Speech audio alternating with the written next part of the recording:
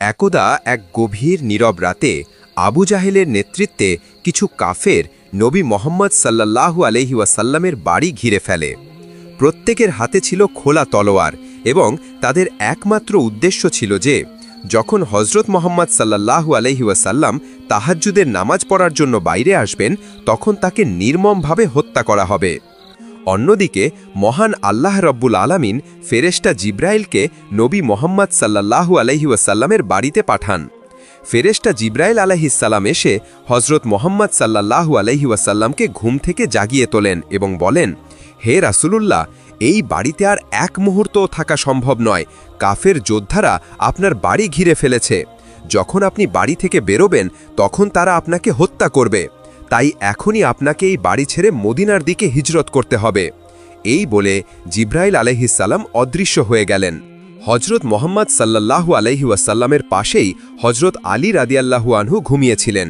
তাই নবী মোহাম্মদ সাল্লাল্লাহু আলাইহি ওয়াসাল্লাম আলী রাদিয়াল্লাহুকে জাগিয়ে বললেন, হে আলী, আল্লাহ তাআলার পক্ষ থেকে ওহী এসেছে, আমাকে মদিনার দিকে হিজরত করতে হবে। এখানে আর এক মুহূর্তও থাকা সম্ভব নয়। আবু জাহেলের নেতৃত্বে কিছু কাফের আমার বাড়ি ঘিরে ফেলেছে। নবীজির কথা শুনে আলী রাদিয়াল্লাহু আনহু বলেন, হে রাসূলুল্লাহ, আপনি আর এক মুহূর্তও দেরি করবেন না। আপনি মদিনার দিকে যাত্রা শুরু করুন।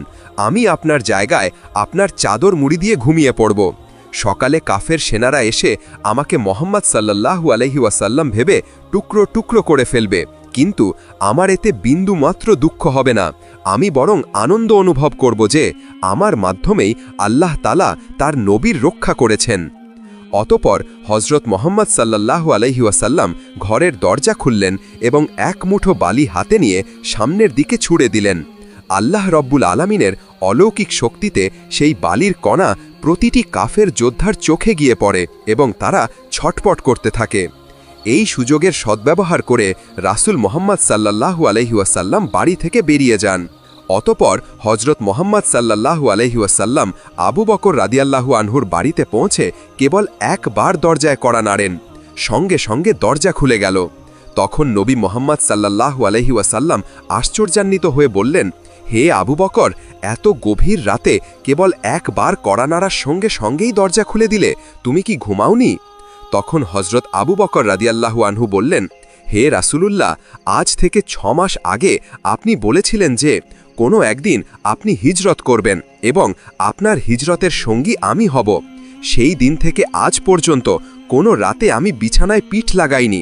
কখন এসে আমার রাসূল আমাকে ডেকে নেবেন, আমি আবু বকরের দরজা খুলতে যদি দেরি হয় তাহলে না জানি আবু জাহেল এসে আমার নবীকে আঘাত করবে। তখন মোহাম্মদ সাল্লাল্লাহু আলাইহি ওয়াসাল্লাম বলেন, হে আবু বকর, এখানে আর এক মুহূর্তও থামলে হবে না, চলো আমরা মদিনার দিকে চলি।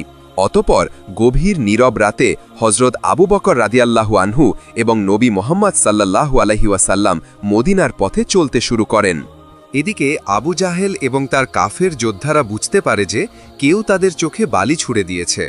তারা মনোযোগ দিয়ে দেখে যে মোহাম্মদ সাল্লাল্লাহু আলাইহি ওয়াসাল্লামের বাড়ির দরজা খোলা আছে। আবু জাহেল এবং তার কাফের যোদ্ধারা হজরত মোহাম্মদ সাল্লাল্লাহু আলাইহি ওয়াসাল্লামের বাড়ির ভেতরে প্রবেশ করে এবং দেখে যে হজরত মোহাম্মদ সাল্লাল্লাহু আলাইহি ওয়াসাল্লামের বিছানায় চাদর মুড়ি দিয়ে হজরত আলী রাদিয়াল্লাহু আনহু ঘুমিয়ে আছেন। তখন তারা হজরত আলী রাদিয়াল্লাহু আনহুকে জিজ্ঞাসা করে, মোহাম্মদ সাল্লাল্লাহু আলাইহি ওয়াসাল্লাম কোথায়?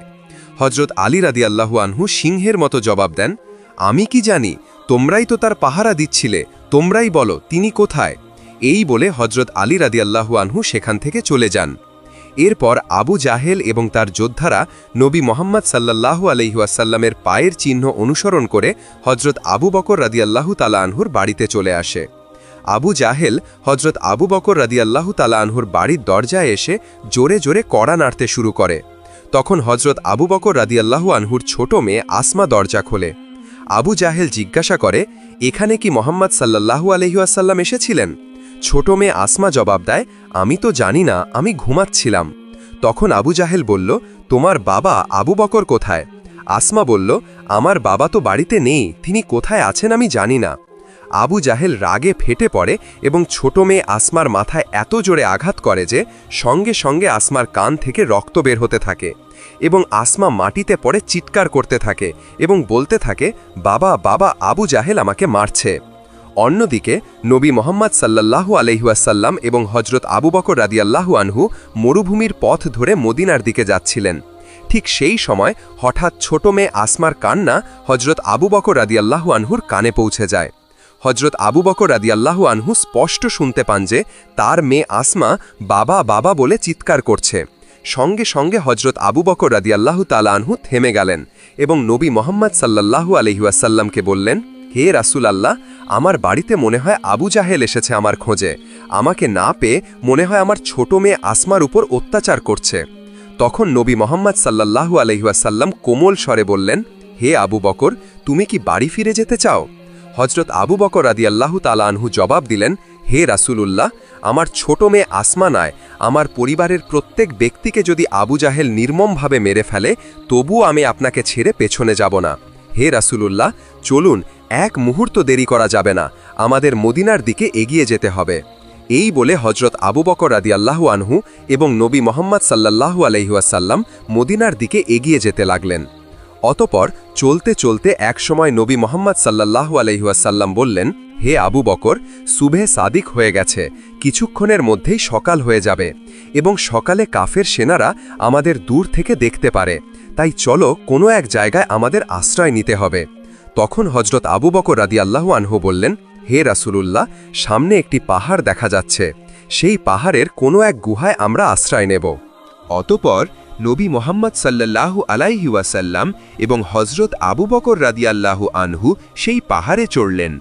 তখন হজরত আবু বকর রাদিয়াল্লাহু বললেন, হে রাসূলুল্লাহ, পাহাড়ের গুহায় অনেক বিষাক্ত সাপ থাকতে পারে, আপনি একটু বাইরে অপেক্ষা করুন, আমি ভেতরে পরীক্ষা করে আসি। এই বলে হজরত আবু বকর রাদিয়াল্লাহু গুহার ভেতরে প্রবেশ করেন এবং গুহা পরিষ্কার করে তারপর নবী মোহাম্মদ সাল্লাল্লাহু আলাইহি ওয়াসাল্লামকে ডাকলেন। মরুভূমিতে নবী মোহাম্মদ সাল্লাল্লাহু আলাইহি ওয়াসাল্লাম হাঁটতে হাঁটতে খুব ক্লান্ত হয়ে পড়েছিলেন। তাই নবী মোহাম্মদ সাল্লাল্লাহু আলাইহি ওয়াসাল্লাম হজরত আবু বকর রাদিয়াল্লাহুর উরুতে মাথা রেখে একটু বিশ্রাম নিতে লাগলেন। হজরত আবু বকর রাদিয়াল্লাহু লক্ষ্য করলেন যে পাহাড়ে গুহার ভেতরে অনেক বিষাক্ত সাপের গর্ত দেখা যাচ্ছে। হজরত আবু বকর রাদিয়াল্লাহু ভাবলেন যে এই গর্তগুলো থেকে বিষাক্ত সাপ বেরিয়ে আল্লাহর নবীকে আঘাত না করে। এই ভেবে হজরত আবু বকর রাদিয়াল্লাহু গর্তগুলো বন্ধ করা শুরু করলেন।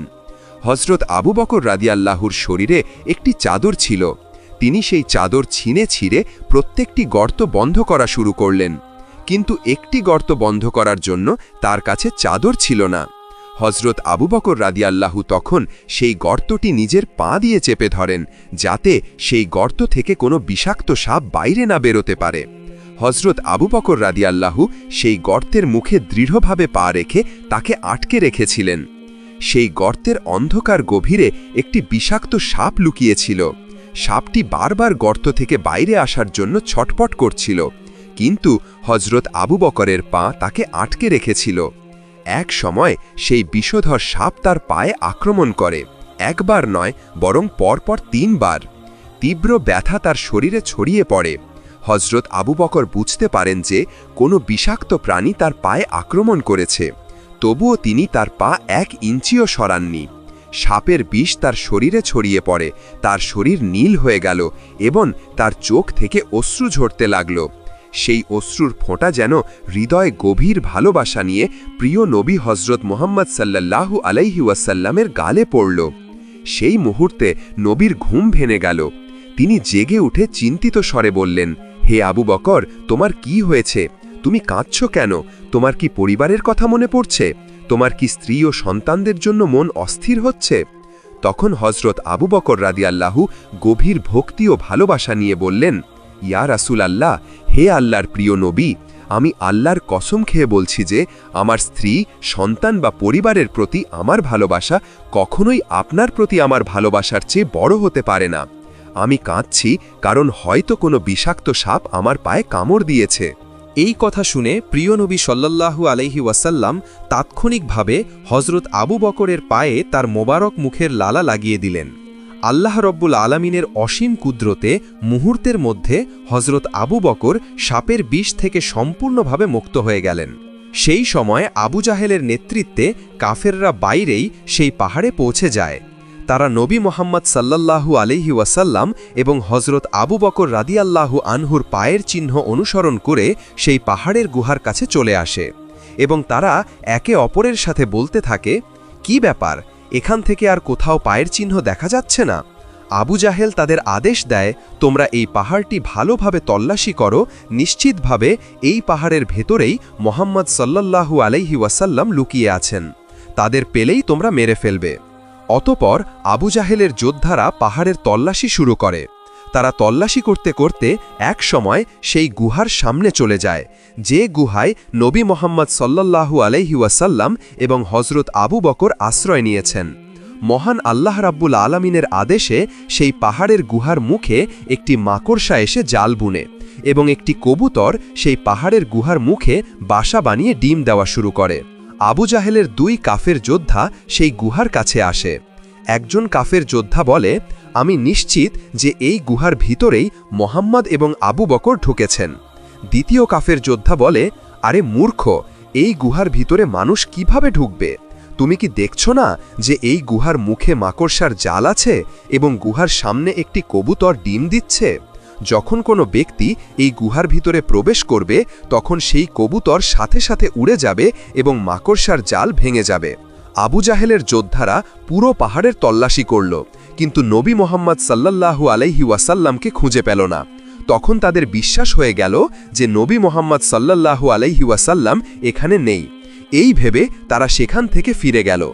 তারপরে যখন আবু জাহেলের কাফের যোদ্ধারা সেখান থেকে চলে গেল, তখন নবী মোহাম্মদ সাল্লাল্লাহু আলাইহি ওয়াসাল্লাম এবং হজরত আবু বকর রাদিয়াল্লাহু আনহু সেই পাহাড়ের গুহা থেকে বাইরে এলেন এবং মদিনার দিকে আবার যাত্রা শুরু করলেন। প্রচণ্ড গরমে তপ্ত মরুভূমিতে হাঁটতে হাঁটতে তারা খুব ক্লান্ত হয়ে পড়লেন। নবী মোহাম্মদ সাল্লাল্লাহু আলাইহি ওয়াসাল্লাম বললেন, হে আবু বকর, দেখো তো সামনে কোনো বাড়ি দেখা যায় কি? আমরা খুব ক্ষুধার্ত এবং তৃষ্ণার্ত। যদি সামনে কোনো বাড়ি দেখা যায় তাহলে সেখান থেকে আমরা কিছু খাবার বা পানি পেতে পারি। তখন হজরত আবু বকর রাদিয়াল্লাহু আনহু বললেন, হে রাসূলুল্লাহ, এই মরুভূমিতে তো কোনো বাড়ি দেখা যাচ্ছে না, কিন্তু ওই যে একটু দূরে একটি বাড়ির মতো কিছু দেখা যাচ্ছে, চলুন আমরা সেই দিকে এগিয়ে যাই। অতপর কিছু দূর এগিয়ে যাওয়ার পর নবী মোহাম্মদ সাল্লাল্লাহু আলাইহি ওয়াসাল্লাম এবং হজরত আবু বকর রাদিয়াল্লাহু আনহু সেই বাড়ির কাছে পৌঁছালেন এবং তারা খুব আশ্চর্য হলেন। আশেপাশে কোনো বাড়ি ছিল না। এমন নির্জন মরুভূমিতে এই বাড়ি কোথা থেকে এলো? এত কিছু না ভেবে নবী মোহাম্মদ সাল্লাল্লাহু আলাইহি ওয়াসাল্লাম এবং হজরত আবু বকর রাদিয়াল্লাহু আনহু সেই বাড়ির ভিতরে প্রবেশ করলেন।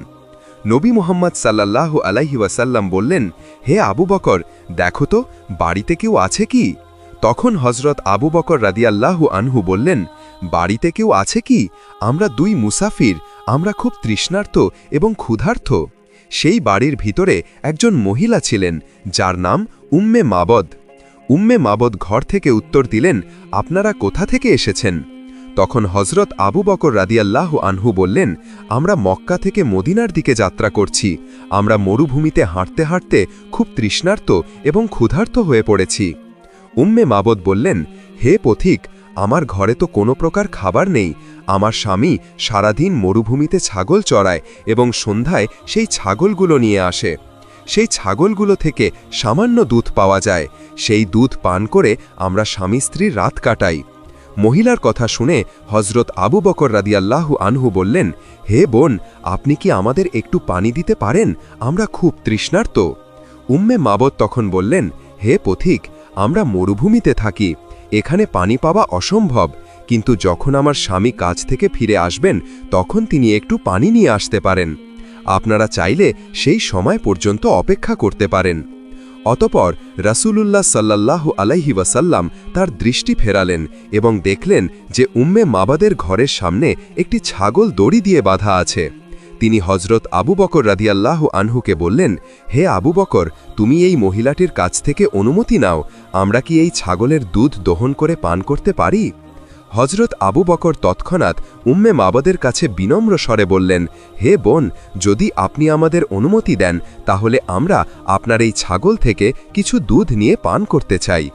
ঘরের ভেতর থেকে উম্মে মাবাদ উত্তর দিলেন, হে পথিক, এই ছাগলটি তো খুব অসুস্থ, এত দুর্বল যে এটি উঠে দাঁড়াতে পারে না।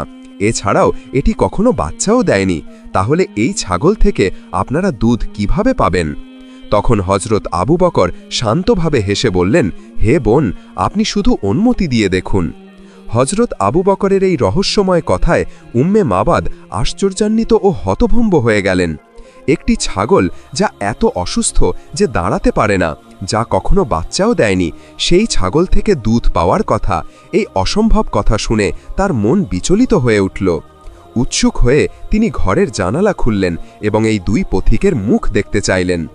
জানালা খুলতেই তার দৃষ্টি রাসূলুল্লাহ সাল্লাল্লাহু আলাইহি ওয়াসাল্লামের নুরানি মুখমণ্ডলে পড়ল। তিনি আশ্চর্যান্বিত ও হতভম্ব হয়ে গেলেন এবং বলে উঠলেন, আমি আমার জীবনে কখনো এত সুন্দর ব্যক্তি দেখিনি। কোনো ব্যক্তি কি এত নুরানি, এত মহিমান্বিত হতে পারে? উম্মে মাবদ আশ্চর্য ও মুগ্ধ হয়ে নবীর দিকে দেখতে লাগলেন।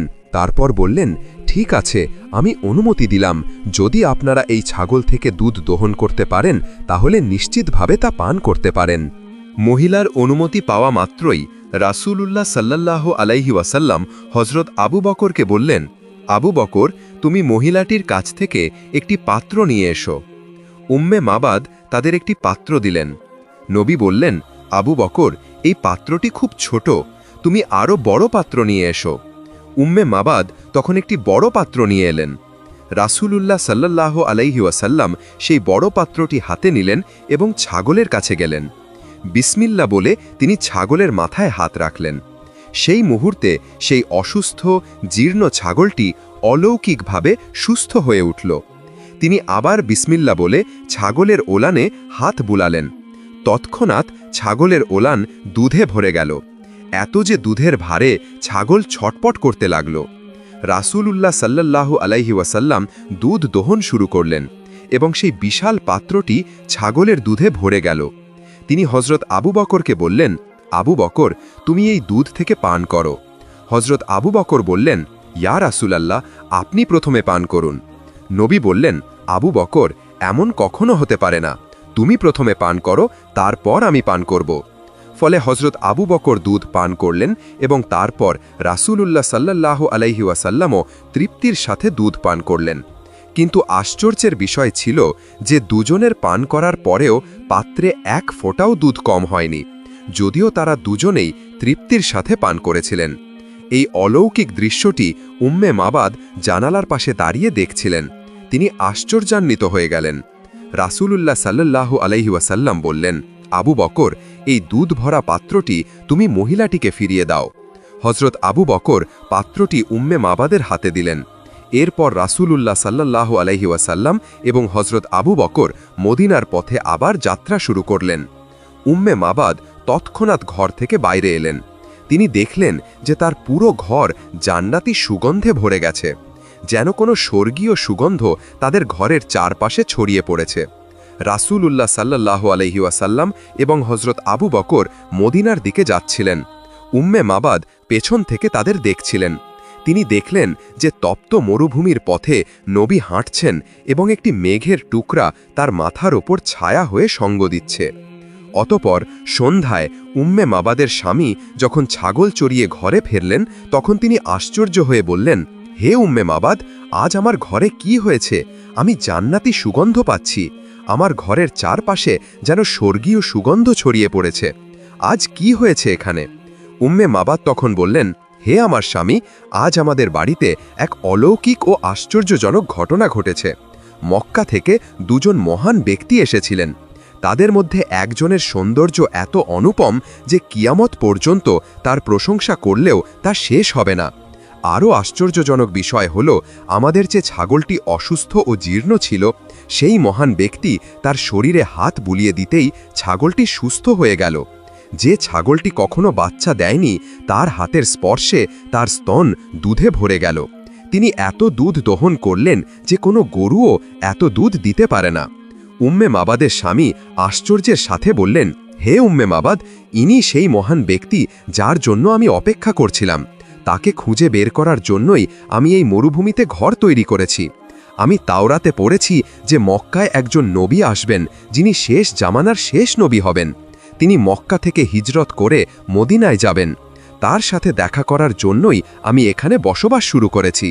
তিনি উত্তেজিত হয়ে বললেন, হে উম্মে মাদাদ, বলো সেই মহান ব্যক্তি কোন পথে গেছেন? উম্মে মাবাদ বললেন, তিনি এই পথ ধরে মদিনার দিকে রওনা হয়েছেন।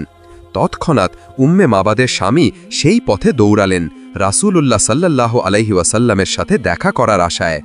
এই সময় মক্কায় আবু জাহেল ঘোষণা করল, যে কেউ মোহাম্মদকে ধরে আনবে বা তার মাথা কেটে আনবে তাকে আমি 100টি লাল উট উপহার দেব। এই ঘোষণা শুনে সুরাকা বিন মালিকের মনে লোভ জাগল। তিনি ভাবলেন, রাসূলুল্লাহ সাল্লাল্লাহু আলাইহি ওয়াসাল্লামের মাথা কেটে আনলে 100টি উট পাওয়া যাবে।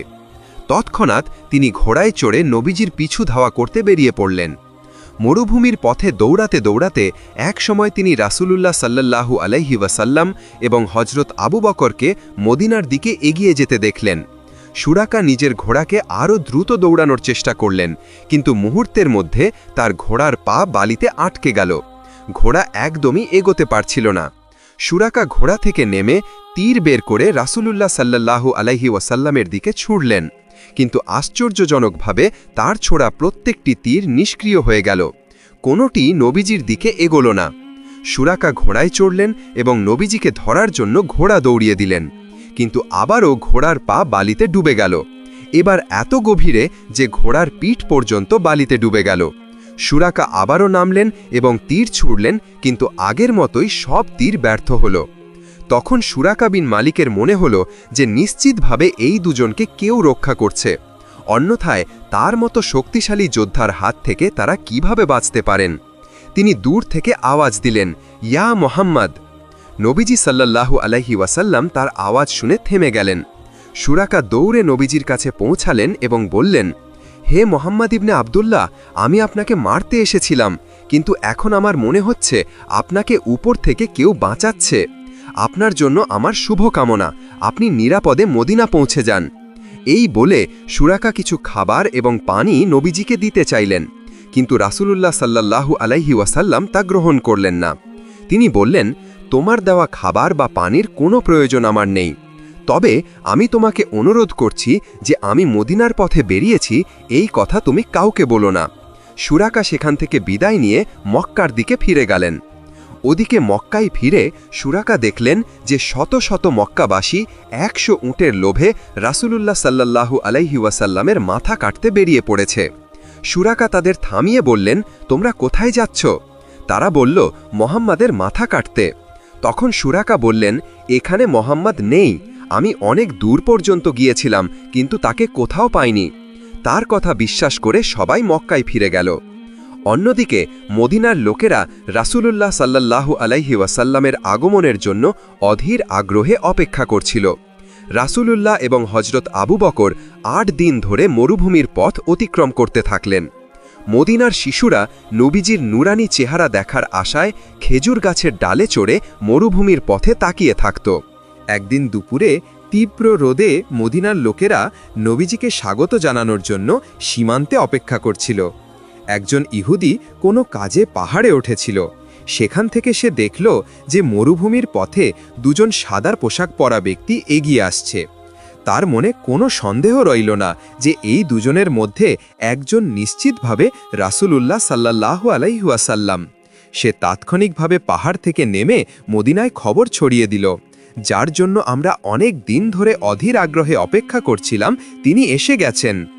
এই খবর মদিনার প্রতিটি ঘরে পৌঁছে গেল। শিশু, কিশোর, বৃদ্ধ সবাই মদিনার সীমান্তে নবীজিকে স্বাগত জানাতে ছুটে গেল। মদিনাবাসীরা শ্রদ্ধার সাথে রাসূলুল্লাহ সাল্লাল্লাহু আলাইহি ওয়াসাল্লামকে গ্রহণ করল। তো প্রিয় দর্শক, এই ছিল আমাদের আজকের এই ভিডিও। কেমন লাগলো কমেন্ট করে আমাদের অবশ্যই জানাবেন। আজ তাহলে এই পর্যন্তই। আপনারা ভালো থাকবেন, সুস্থ থাকবেন। আল্লাহ হাফেজ।